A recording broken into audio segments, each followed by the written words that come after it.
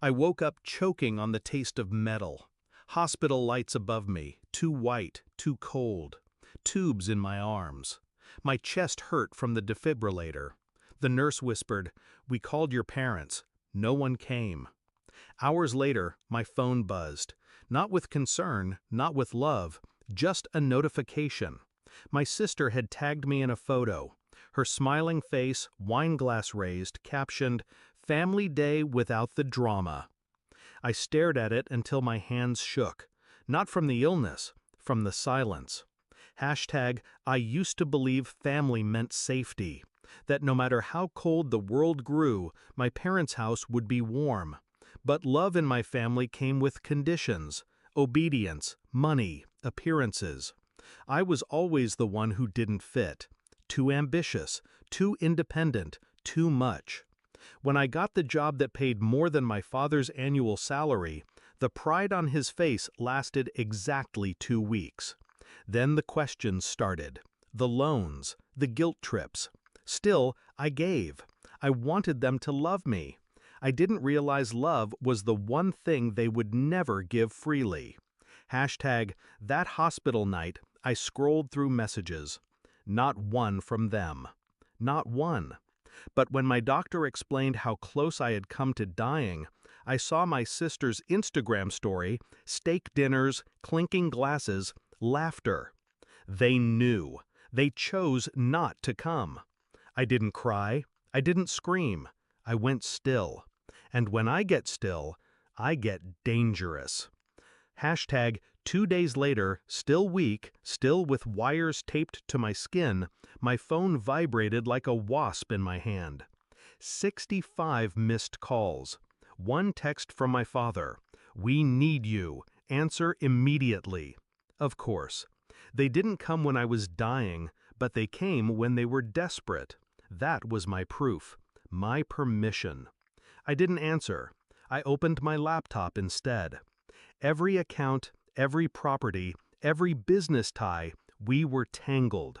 I had set them up with opportunities, investments, a lifeline. I had built the scaffolding they stood on. And like any architect, I knew exactly where to pull the pin. First, I froze access to the joint trust. A single keystroke, and my parents' emergency fund was dust. Next, I called the bank. Revoked their authority on every line connected to me. The manager hesitated until I sent the legal papers proving it was all under my name. By nightfall, the cards in their wallets were nothing but plastic. The calls kept coming, desperation growing. I didn't pick up. I let the silence choke them the way their absence had choked me. Instead, I scheduled a quiet meeting with the attorney who handled our family holdings. I transferred properties, liquidated shares, rerouted income streams. They thought they were co-owners.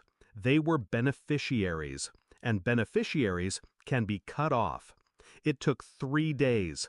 3 days to dismantle the empire they thought was theirs. On the 4th day, still pale, still moving slowly, I walked into their house unannounced. The same house I had paid off years ago. They were huddled in the living room. No laughter now, no wine glasses raised, just panic. My father looked up, eyes bloodshot. "You! Where the hell have you been? Everything's falling apart!" I said nothing at first. I let my silence burn. Then I pulled the phone from my pocket and laid it on the table. The screen glowed with their Instagram posts, the smiling faces from the night I almost died. "Family Day without the drama," I read out loud. My voice was calm, too calm. My mother's lips trembled. "We didn't mean—" I cut her off with one sentence. "You made your choice." Their faces broke in real time. The dawning realization, the weight of what I had done, and why. I left without another word. No yelling, no theatrics. Just the click of the door behind me. That night, back in my apartment, I pulled the hospital wires from my skin and stared at my reflection. Weak body, steady eyes. For years, I thought I was the broken one. Turns out, I was the foundation, and they were termites gnawing at it. Now the foundation stands, and the termites starve. I never answered their calls again, not because I didn't care, because I finally did, about myself. Final thought. They taught me love was conditional, so I gave them exactly what they gave me. Nothing. And in that nothing, I finally found peace.